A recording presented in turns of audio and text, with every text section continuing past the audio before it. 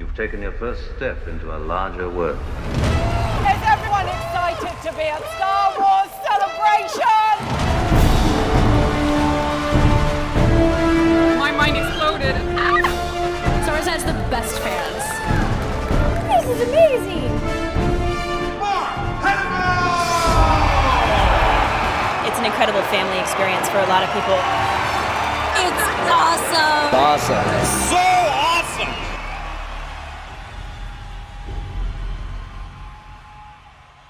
This is part 2 of our Star Wars Celebration episode. Let's get right back into it.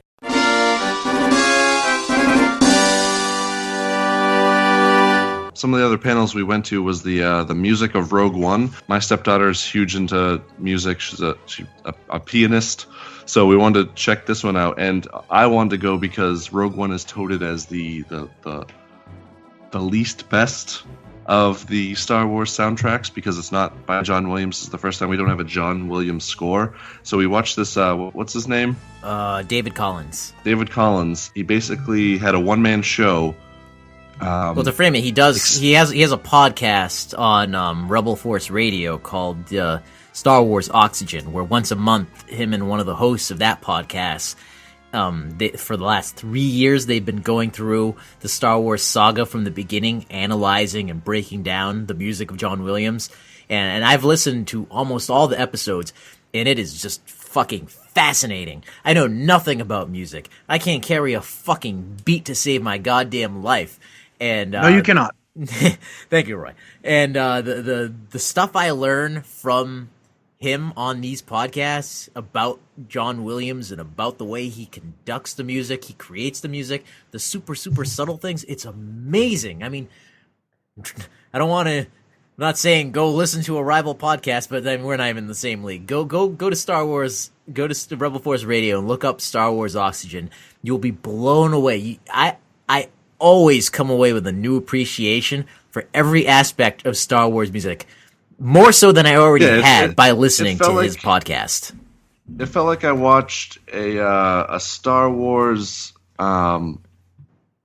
presentation presented by Neil deGrasse Tyson. It was just super informative, and he went down to deep. the science of it. Yeah, he goes deep with it, and you're like, oh fuck, like holy shit! And he brought some information about the soundtrack. You can probably find the panel on YouTube, but it goes into like the specifics of like storytelling and why Rogue One is music is good, and kind of the it's very subtle. Well, like you said, and I said while we were there, I'm like, yeah, fuck it, I can't remember any music from Rogue One. But then he breaks down the theme, and you're like, and then he shows you the theme throughout the movie, like in clips, and you go, oh shit, wow, there is a theme there.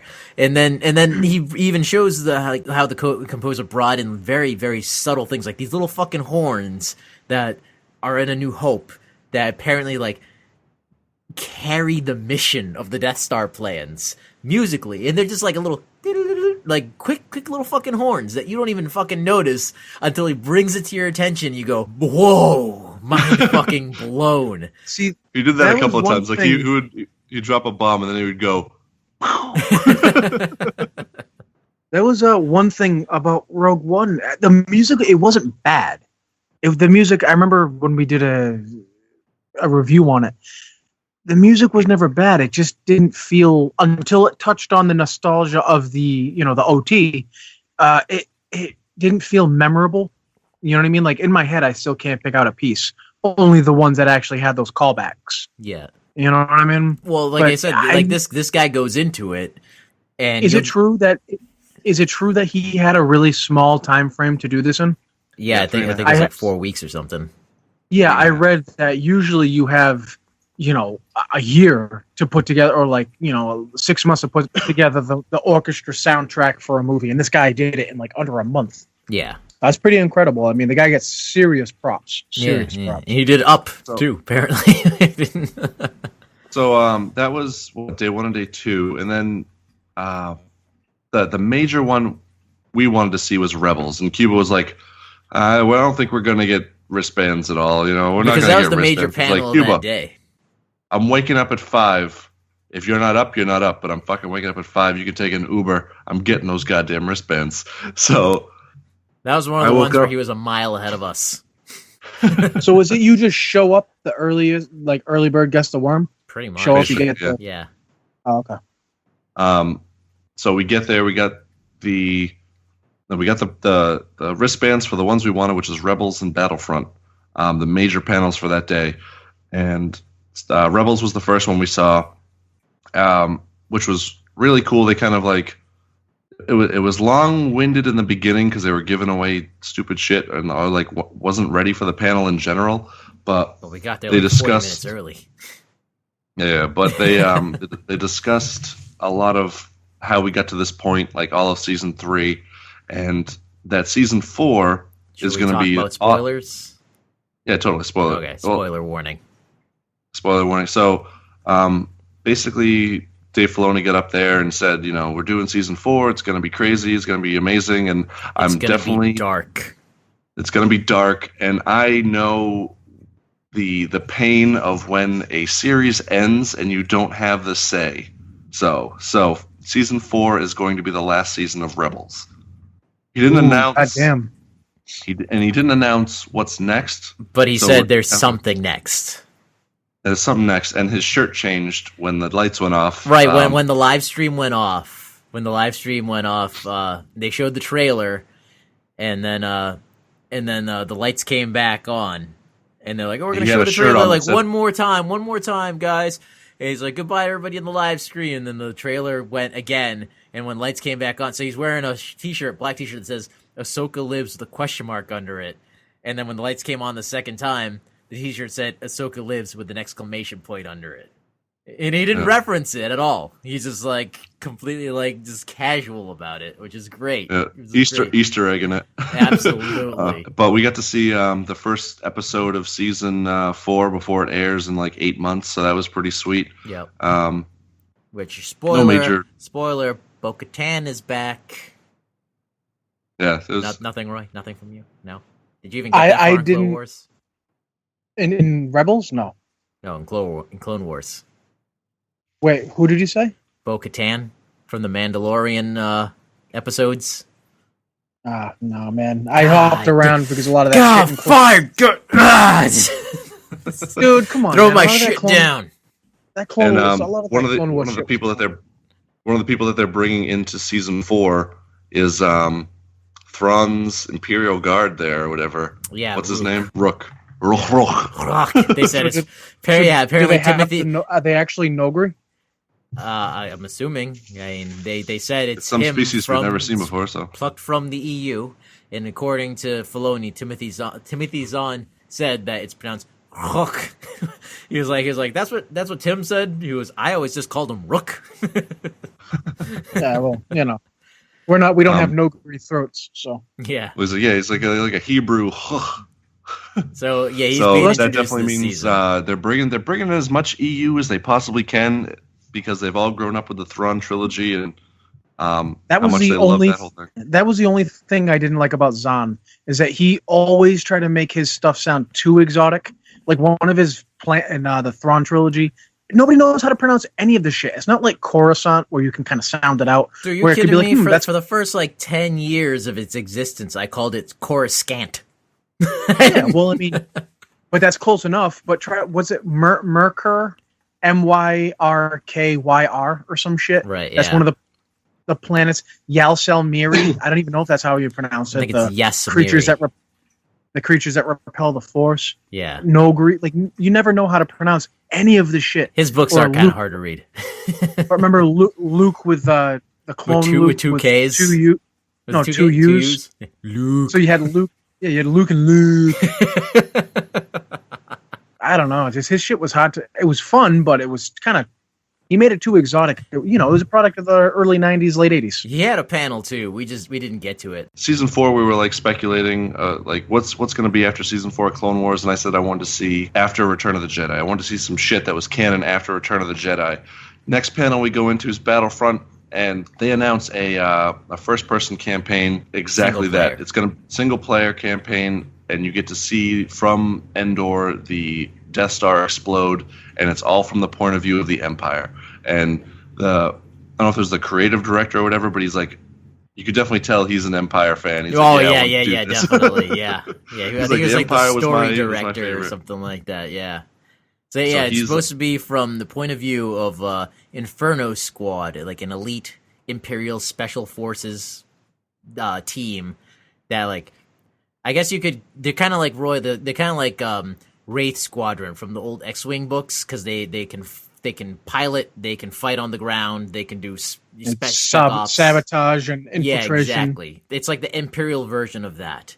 I guess the main character you play as, she's so loyal to the Empire because her point of view, she comes from a planet that's very prosperous under the Empire and isn't oppressed under the Empire. So that's the story that they wanted to tell. It's like, they're like, oh, you always see the people who are being like under the heel of the Empire, who are fighting the Empire because the Empire didn't treat them right. What about the people who like the Empire because the Empire never did anything wrong to them? I'm like, that's interesting enough. The 1%. Concept. Exactly, yeah. It's the 1% of the galaxy. So seeing the Death Star explode again, like, doubled her resolve, and you get to see all that. So I'm psyched for that. I'm hyped.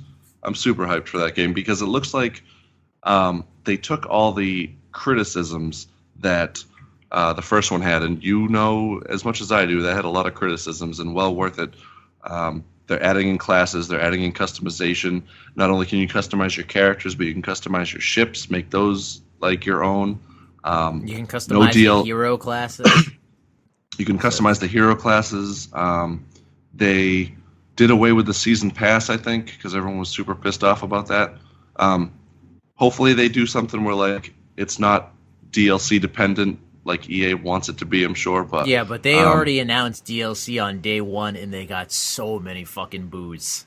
So many boos. So the audience went boos. And you can tell even the guy who's in charge of like the overall organizing the three companies that are working on this thing, he's just like, they're all booing, and he's just like making this like face like, it's not my fault. Yeah, you can definitely tell he's like, oh, sorry. Yeah, I'm super hyped for that game. That's going to be hopefully sweet. I am too, but then also, again, like I said earlier, burned by EA. They my hand is a crisp because of EA. I don't fucking touch EA. I don't know, man. Like I like the idea. I want to play it. It sounds cool. It can't. The first one looked beautiful. This one I can only imagine looks better. But EA, I just wish that it was anybody other than EA.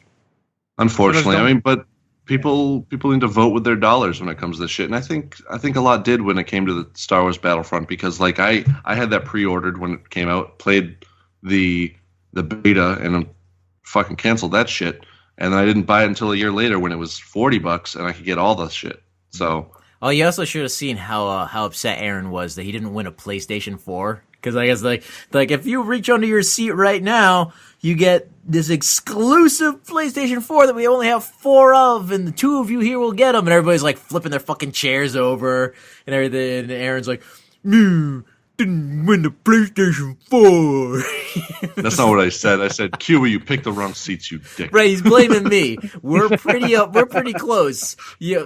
But oh yeah, because this is fun. This is part of the fun story. Mr. making fun of me for a fucking month or more because I'm not going dressed up. I didn't bring anything to cosplay in. He dresses as Darth Vader that fucking Saturday. He can't. And look, Roy, because you will validate this. You know that I do not like to give this kid credit for anything. Is that correct? Of course. Okay. Yes. So half the time, and even a good half of the time, he probably might deserve a small amount.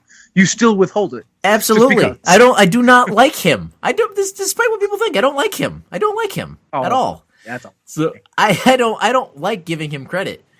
But you're my Waldorf to whatever the fuck the goddamn Muppets. Okay, we got a picture of that. Shut up, you. Piece of shit. So to his credit, his Darth Vader costume was probably one of the top 3 Vader costumes that I saw all weekend there. $600 or $700 that he spent, and better be. Yeah, well spent. And I'm gigantic. The only better one was a Vader costume where the mask was made to look like the Rebels cartoon, where it was like a little more angular, like the Ralph McQuarrie art, and had like the red tinted lenses. So that was a cool one. and then the other one was epic fucking Vader, except he didn't have the mask on and he had burnt Anakin head. That's cool. I was actually thinking about. I'm looking through the Skype and I'm seeing like when Aaron furrows his brow. I was like, dude, if you just like started there and did that scar that he has that goes all the way back to the back of his head, it just totally do that. It's funny because we went to Target and I bought the Hasbro Black Series Darth Vader Rebels helmet, like the little one, the little die-cast one. Oh yeah, I like those. Those are cool. Because I want to make that helmet because my Darth Vader costume is like 10 years old now, so it's getting ratty. I want to like kind of revamp it a little bit, and I want to try and make that Rebels helmet. But Courtney found the pop vinyl figure where it's Vader without the top half, and so you see the bald head and the scar. And she's like, "Ooh, do you think like for the next like Comicon, I could do my Lady Vader, but have like the scar and So she already has like the half shaved head." Exactly. So she's like, "I'll shave my head like super short, and then I'll add like a scar down it." I'm like, "That's pretty sweet. That'd be cool." How is that somehow hot? with her, she's not unattractive, so of course she's gonna make it hot. It's like I know, but I'm just thinking of like the purple, like the white purple pasty makeup with the scar. I'm like, how does she make that work? It doesn't make sense. The cosplay we saw there, that people make anything work. But like I said, I don't like giving this kid credit. He had one of the top 3 Vader costumes, period, that I saw the all 3 days.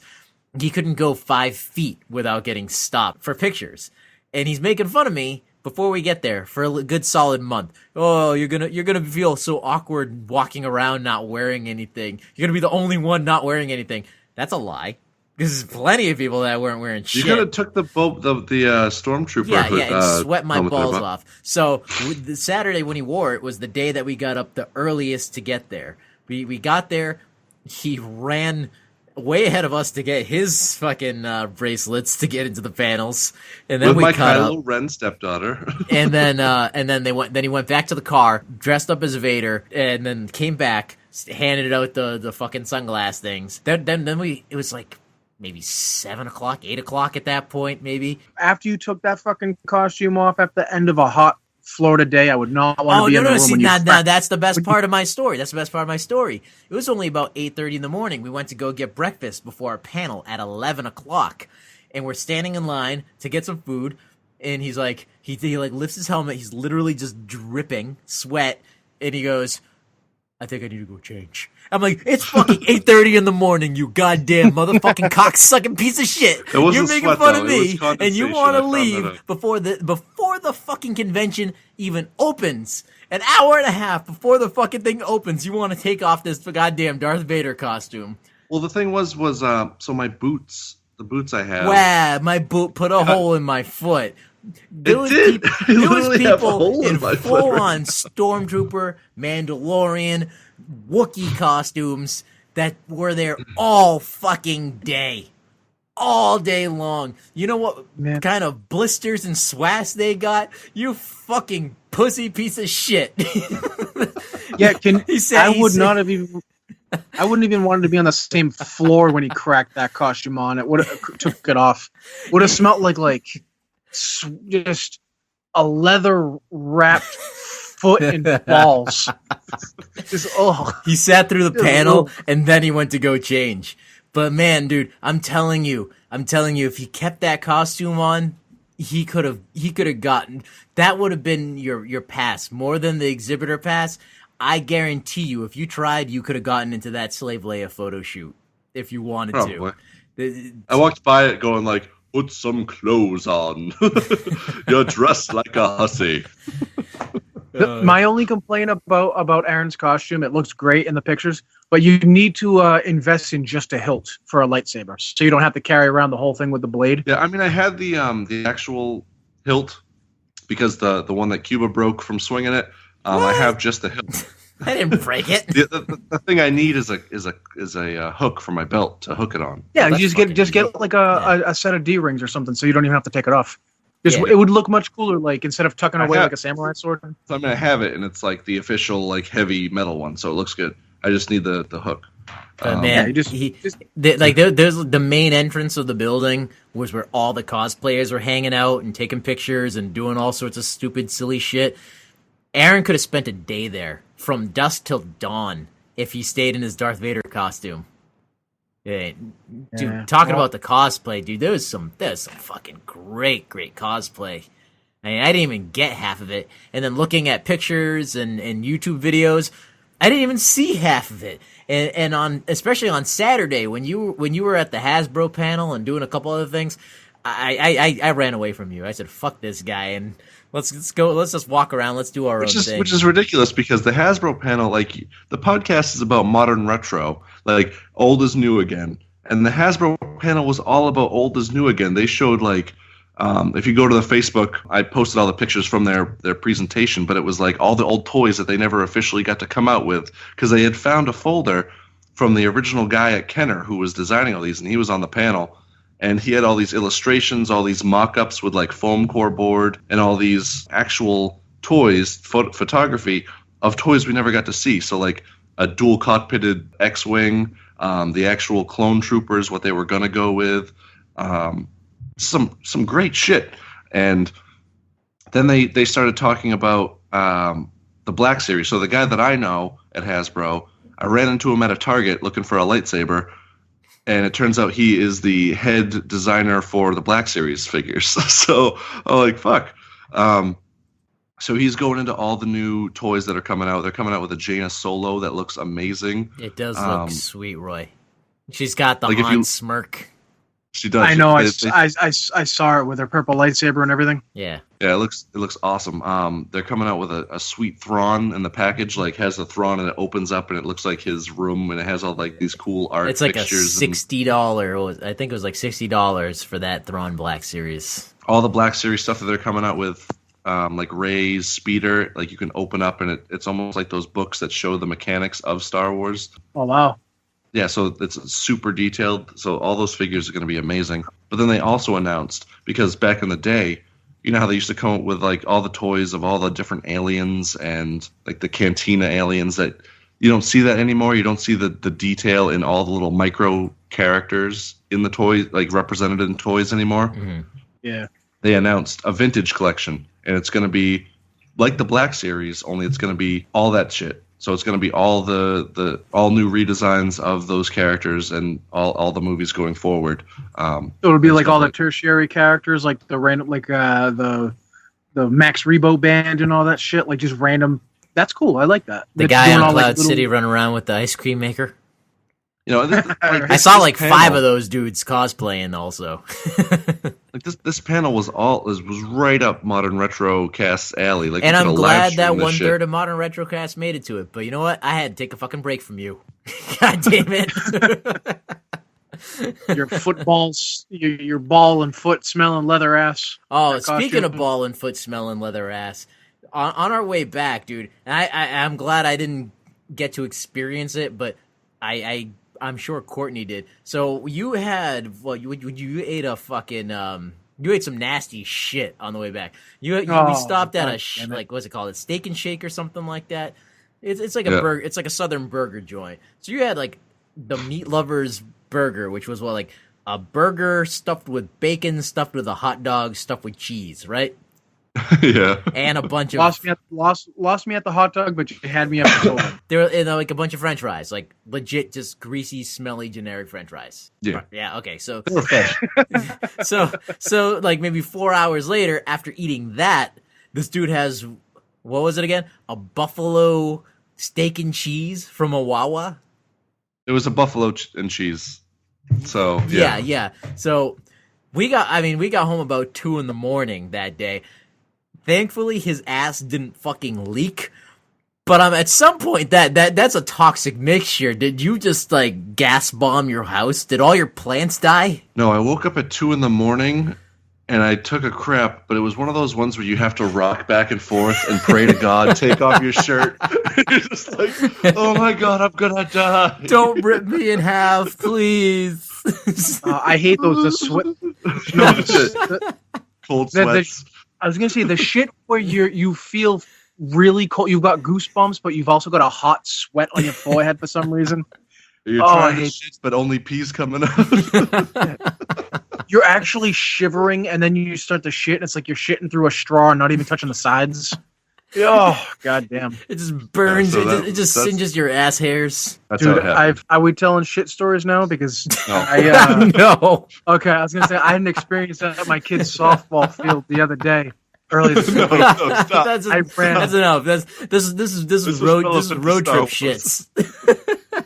Like I said, the celebration was over fucking whelming. Like we're going on an hour right now talking about it. We're not even halfway done talking about our fucking experiences because god damn. Like I said, Timothy Zahn had a panel. We didn't get to that. Yeah, I watched some droid racing. There was like a lightsaber training. There's Disney Parks panel. There was board games. There was the droid room. There's so much shit. So that was Saturday. Sunday was the only really big good panel was Mark Hamill as himself, and it looked like they actually figured out all their mistakes in the security. And we woke up at 5 to go and get the. You woke up at 5. I slept Courtney, in. I'm like, and nope, Dakota, fuck this.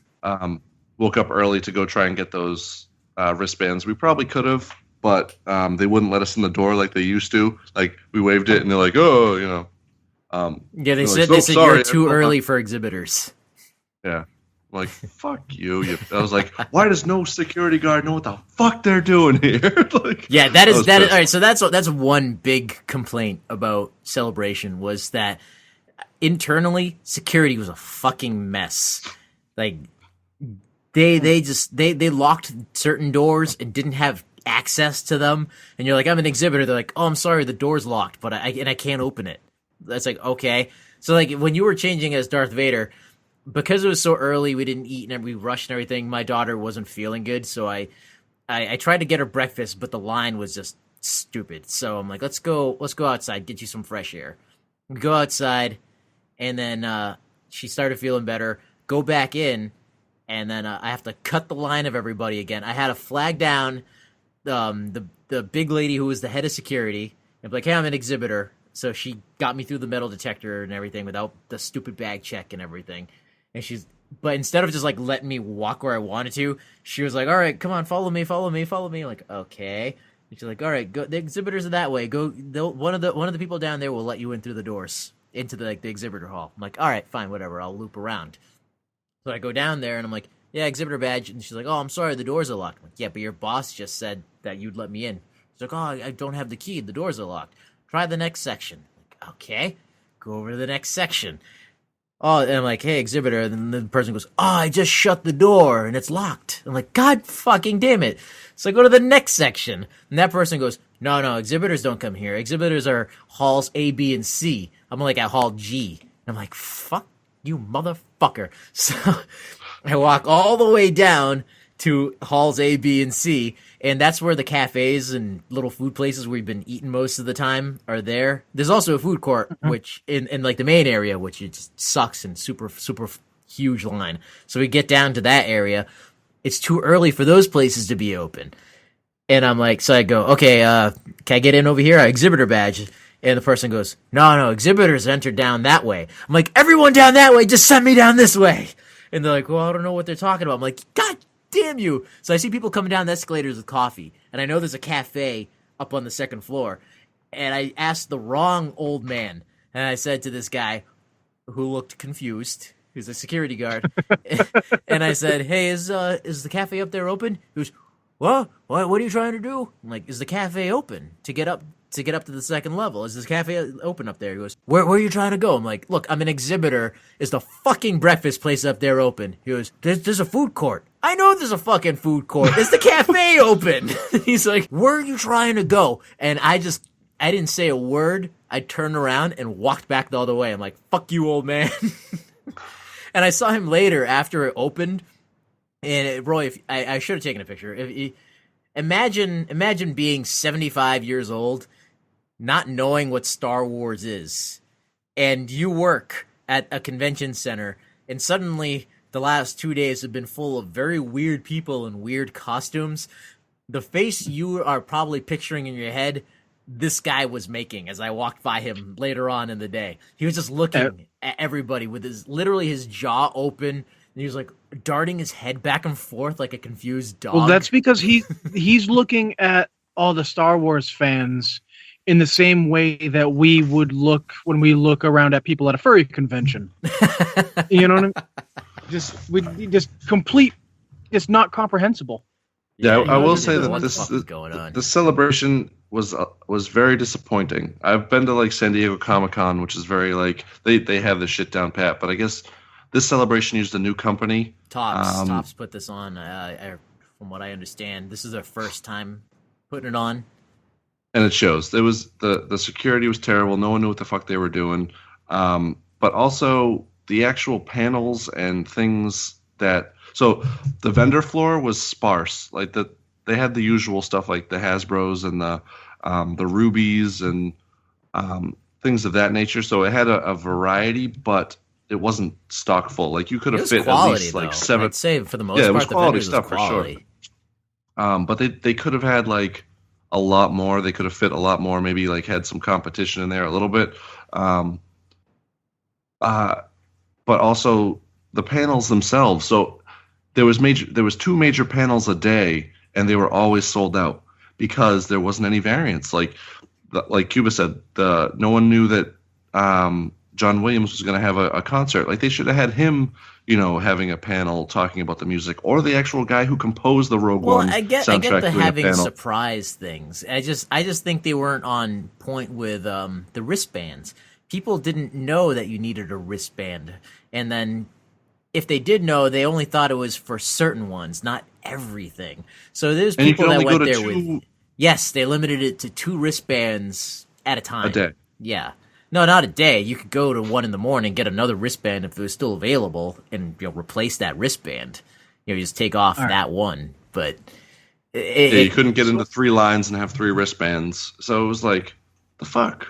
All right, so question. All right, so the way this works is that you've got basically it's in one building, right?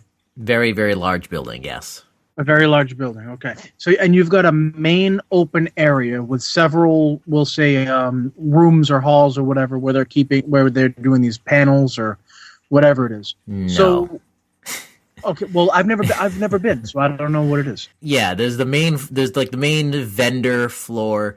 It had the vendors, like the main sponsored vendors, flea market collectible vendors, certain exhibits, autograph section, the Star Wars show live stage, and the official store and the food court. It was all in this one big section.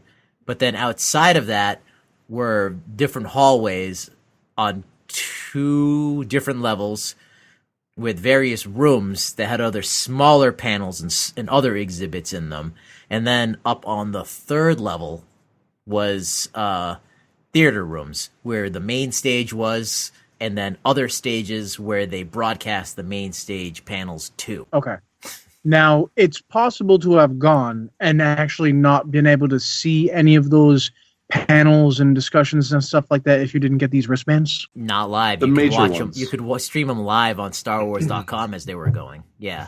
No, Yeah. I mean since you're there. Oh, right. Yeah, Yeah. Well, they had like there. smaller ones, like the Hasbro one didn't need wristbands, like the smaller ones that didn't Yeah, but the require. Hasbro one was like in a room as opposed to the theater room where the main panels were. Okay, Yeah. because I'm just thinking that if, say, I went myself and I didn't have the foresight or the thought to get any of these wristbands before everybody else got them, and they were effectively, in a way, sold out, then I wouldn't have been able to see any of those things, You'd right? be shit out of luck. There was a lot of people that went there that's with kinda kids bullshit. on Saturday and Sunday, weren't aware of the wristband things, and and they couldn't get into any panels. Even more bullshit, or I guess another side of bullshit, was the store. Was the lines for the store. So I guess there's stories of people that would spend 2 hours in line for the official store. So Aaron's wearing a t-shirt that he paid fucking $32 for that says 40th anniversary. And I like the 40th anniversary logo. It looks cool. I left there. I didn't buy a thing for myself because everything was jacked up by $10 or more. I'm sorry. I'm not spending $32 on a fucking t-shirt. I bought my kid a t-shirt in the official store with R2 and BB-8, and it said Star Wars 40th anniversary or Star Wars Celebration on it. That was $21. I'm like, that's fucking way too much for a fucking t-shirt. So I didn't leave with anything. I didn't buy. I'm like, I'll if I want anything, I'll buy it all secondhand or whatever. But for the official store, there was people that spent. Yeah, like I said, we were there all weekend, so we got to do and see a lot more things, and still left feeling like we didn't see and do anything. Yeah, like so there's... at the end of Saturday, we looked on Instagram and like we're seeing all these photos of all these things that happened. I'm like, are we even going to the same convention? Absolutely, it was so vast, so much to see. But there was people that only paid for one day, and like you said, Roy, if you paid for one day, you didn't know, like we didn't know the first day. So all right, you wanted to see a panel, you didn't get that wristband. It's like fuck. All right, let's go get something cool at the store to commemorate this time. There's people that spent 2 hours in line to get into the store, and then if they whatever they wanted, if it wasn't sold out, if they're lucky enough to find it, they get it. Then they spent 2 to 3 hours in the checkout line. So that's 5 hours of your fucking day that you spent in line at one place. So Jesus Christ. Yeah. That and I had fun. I seriously don't know if I would do it again without some sort of pass to skip lines. Specialty something. Yeah, if we can once you have the taste of the privilege. Yeah, if we can get a media pass, if we can get a vendor's pass, I love Star Wars, but I'm not spending $700 on a VIP pass. What is it, the music panel or whatever? Where we were waiting to get up, and Pablo Hidalgo walked by, went up the escalator. And we're trying to get up the escalator. Courtney didn't even notice. We're like, tap it, it's Pablo. So, yeah, they wouldn't let us up the escalator, but we're like, the escalator across the freaking auditorium is letting everyone up, you son of a bitch. Like, let us up. We're here. I know, we're like flagging our badges. We're like, to the dude's credit, I get it. He doesn't know what's going on. He's not going to risk letting us up. He doesn't know who the fuck we are. But it's like, look, they're letting everybody up over there. We have special badges. This goes to the same place fucking faster. We're supposed to be able to get there ahead of all these goddamn people. Let us up. And he's like, oh man, sorry, I'm just doing what they said. So I'm like, fuck this. So I go over to the other line. Like a character from the Boondocks. I just held up my pass. He looks like a character from the Boondocks. Right in. He was wearing sunglasses indoors. So I held up my pass. I walked right into the line and got right up the escalator. Some guy comes up to me in the actual panel room. He's like, does your pass let you skip lines? I was like, I don't know. It's a special exhibitor sponsor thing, so maybe, or it's because I'm 6'6" and no one's gonna fuck with me. You don't say I don't know. You say yeah, I'm a sponsor. I said I think so. Well, like the people at the Mandalorian Merc booth, we questioned them about the exhibitor badges on the first day. We're like, how do these work? And they're like, honestly, we're not sure. Just walk like you have purpose, and most people won't question you. Like a true Mandalorian. That was good advice. Yeah, no, it worked for the most part. Especially when you're frustrated and you're just like, there's a couple of times where I was just fucking pissed and just stressed out. And I'm walking, and I see a hand going up, and I just fucking hold my thing up. I grab my daughter's hand, because even the kids have the exhibitor badges, and I just fucking hold my thing up, and I don't even stop. I barreled through those fucking people. They don't stop me at all. You never surrender your forward momentum. Absolutely. Yeah. All in all, it was a fun experience, but yeah, they definitely should have had more panels, better organization. And in line for coffee, a very, very long coffee line, I heard people behind me talking, some Celebration veterans. And look, we're not trying to shit on Celebration. This is our first Celebration, and we're just telling it how it is. I had a good time, but it had its troubles. So I listened to these people behind me. The woman behind me had been to the last 5, and then the guy behind me who she was talking to had been to 4. He didn't go to London, and she had been to London, which was the last one, I think. But they're listening to them. They were saying how this was the most unorganized one. How the other ones they didn't do the wristband shit. The panels were later in the day, so people didn't have to camp out and rush and get there. They could enjoy half the day before the main panel started, and so it was interesting to hear people who have been to a lot of these. To hear them complaining about it, and the lady said that after the first day, it did start getting a little better. And like I said, they sent out apology on day 2, so they even understood that they kind of fucked up. But just internally with the convention hall, the security was a mess. The employees didn't know what was going on. The people who worked for Celebration had a better idea, I guess. We got better answers where things were, how to do things out of them. But when it came to the people who ran the building, they had no fucking idea. Yeah, see, here's the problem, though, is that when you're spending that much money to get there, to get in, to do all this, to do all that, your expectations are high. You want your service. You guys, and I don't like using this term a whole lot, but you guys deserved to get into certain shit. You deserve to know. I'd hate to even know what the total was of all the money spent for both of your like respective families put together to go to this fucking trip. It's got to be several $1,000s just to get there and experience it. I mean, I'm with you guys. I wasn't even there, and I'm already like, God damn, fuck that shit. Fuck these people. I mean, it wasn't. We kind of did it the right way. We drove there. Yeah, we did it as cheaply as we possibly could. We stayed in Airbnb, which I am a huge fan now of Airbnb. I don't think I'll stay in a hotel again because the Airbnb was so great. Well, the thing is with the hotel, like the perks of the hotel is like you're probably right next to the convention. You can wake up at 5, just walk across the street, get your shit, come back. Yeah, if you stayed at the Radisson Inn that was attached to the fucking building for $700 a night, no thank you. Yeah. Well, here's the thing: with our Airbnb, we drove like 20 minutes to get there. So I mean, it wasn't terrible, and it was definitely a lot cheaper. So and we got the same parking lot every time, which was $10 parking. You can't even park in Boston for $10. Yeah. We'll see when the next one comes. I think they said the next one's 2019. So if you're successful with this, at least getting into more cons, they send you to Boston, Rhode Island, New York, I will gladly be on the head of your street team. They don't even have to pay me. All they have to do is they pay my travel, pay my expenses, and I'll go and I'll fucking sell. I can sell anything, and you know that. Like if you went to these panels, the Hasbro panel, the Pop Vinyl panel, by the end of the day, all the shelves were bare. Oh, dude, to get into the lines for these things, they had people holding up signs saying like exclusive line starts here, and then like you couldn't get in line after a certain point because they'd be out of their shit. It was crazy. It was absolutely crazy. People go crazy for merch. Yeah, shit. No. Yeah. So I don't get it. I don't spend that much money on stuff around here. Never mind overpriced stuff that you could probably get on Amazon, anyways. Yeah, no, I didn't buy anything exclusive. I bought Liz a pair of Chewbacca socks.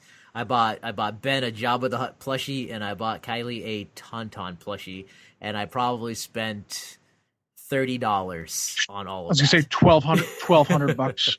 God, I spent $80 on pins. Yeah, you fucking crazy son What of are a you bitch. doing with your life? This kid spent so much money. I don't know, man. I'm cheap. I love Star Wars, but I cannot spend $30 on a T-shirt. There was some great prints. There's some great art. That was the only thing I almost spent money on was the art. But then again, it wasn't exclusive. I took their business cards. I can buy it online. I can buy it directly from them. So there wasn't anything there that I'm like, I need to buy here because I'll never be able to get it again. Anything that was like that, I'm like, well, that's just too much fucking money. I can't justify spending that. So yeah, you can. That was one cool thing. I met the artist. That have you ever seen that famous painting with Boba Fett and it's just his visor and in the reflection you see oh yeah, Han Solo and Carbonite. Yeah, that's cool. The artist was there. There was a lot of good artists there. Yeah, I've actually got that on a T-shirt. Yeah, I was like, hey, I have your painting as my car shade. It was good. It was a good time. So Roy, do you have any follow-up questions as we end this Star Wars Celebration spectacular? Let's see. For each of you, I got a feeling I already know Cuba's answer, but Aaron's kind of not sure. Your favorite event or panel or whatever you had that you saw there, and then your least favorite. Not least favorite thing as far as like experience with like the security and all that stuff, but what something you were really, really excited for that you saw, something that you really liked as your favorite, and then something that take it or leave it. Aaron, go. So my favorite, I think, was the music of Rogue One. That like was eye-opening and informative. I had like, you know, it brought information I didn't previously have, and then it enriched my viewing experience for future viewings. My least favorite, I'd say, was the Rebels panel. I expected a little bit more from that panel. I saw the hurt in Cuba's eyes just then. Like, I love Rebels, and I mean, just an announcement of that it's the last season, that was sad, but I would have liked to have maybe seen what's next. They had mentioned in the previous Star Wars Celebration that Dave Filoni had handed out like a pin to everyone who attended that panel, and you could go online and get like production artwork and see that shit. So it was kind of lackluster. I mean, I got to see an episode 8 months before everyone else, but what's that going to bring me? You ungrateful son of a bitch. Cuba, what about you, buddy? Let's see. My favorite thing, panel-wise, it's a toss-up between the Rebels panel and the Heroines of Star Wars panel. Those were both really good panels. I enjoyed them very much. So, honestly, my favorite thing of the whole convention, and it's probably my favorite thing of any convention, was just hanging out in the main lobby area and watching the cosplay madness. Just the costumes that people had and the things that people were doing were so much fun. I could sit there probably all 3 days in like one area and just be completely amused by all the happenings going on there. That's probably the most fun for me, more than any panel, I think. And then my least favorite panel, I guess, was the Battlefront one. Mostly because I'm not going to buy the game, at least not for a very long time. And the trailer was leaked on the way there. Like, I think the Wednesday that we were on the road heading to Celebration, I went on, I think it was either Facebook or Instagram, and I saw the trailer, and I'm like, well, fuck, that panel's ruined. So, yeah, I was like, okay. And don't get me wrong, the enthusiasm of the people behind the game was great. It was great to see that, but just overall, I'm like, well, that's a panel I could have done without. All right. Well, it sounds like you guys had a pretty good time. Tinged with a little bit of yearning for more, wishing there was more of something of that sort, I guess. But it sounds like you guys had an overall good time. Yeah, it was a good time. I mean, Aaron's selfish, I guess. He definitely yearns for more. I was happy. It had its problems. I was happy with how it was, what we got. It was just, like I said, it was so vast that I feel, and it's not a complaint about Celebration. I feel like we didn't get to see everything, and we didn't because it's so much. For all of its shortcomings, there was a lot packed into this fucking thing.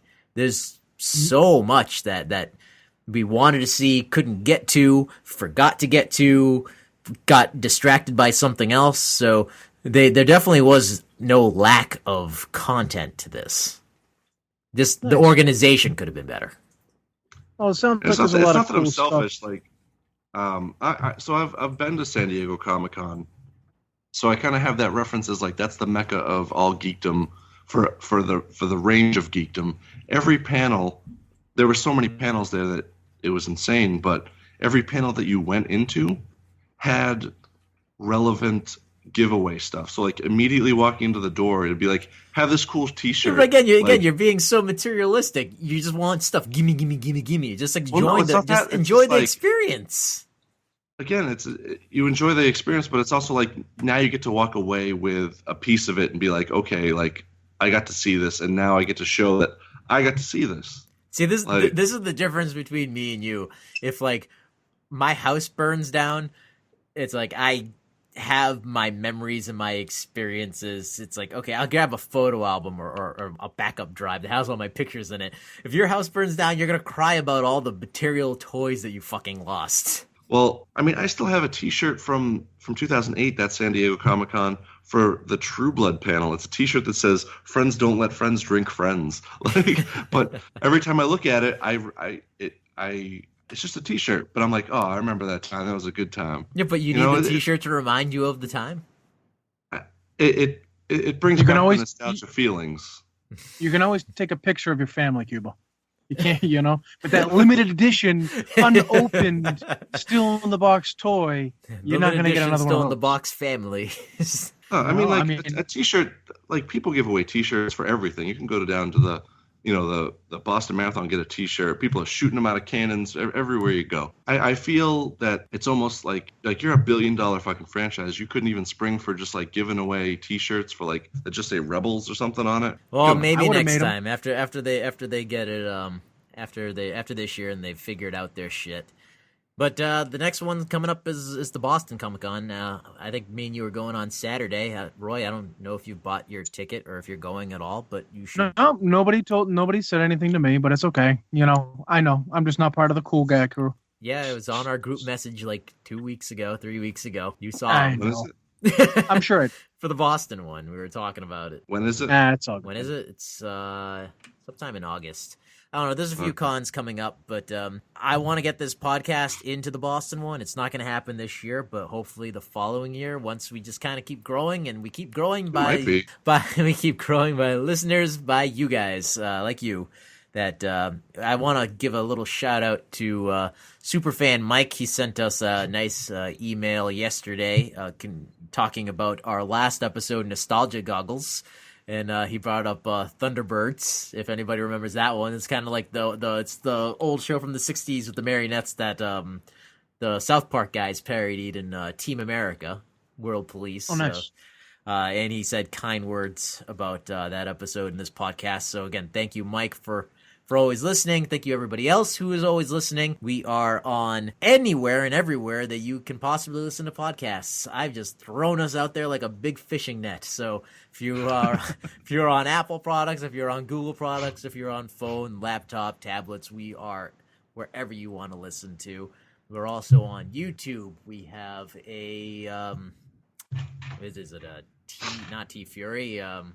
What's a T-shirt thing, Aaron? T-Public. T-Public. There's so many T things that's there. And you can check it all out on our website. It's modernretrocast.com. You can email us anything you'd like at modernretrocast@gmail.com.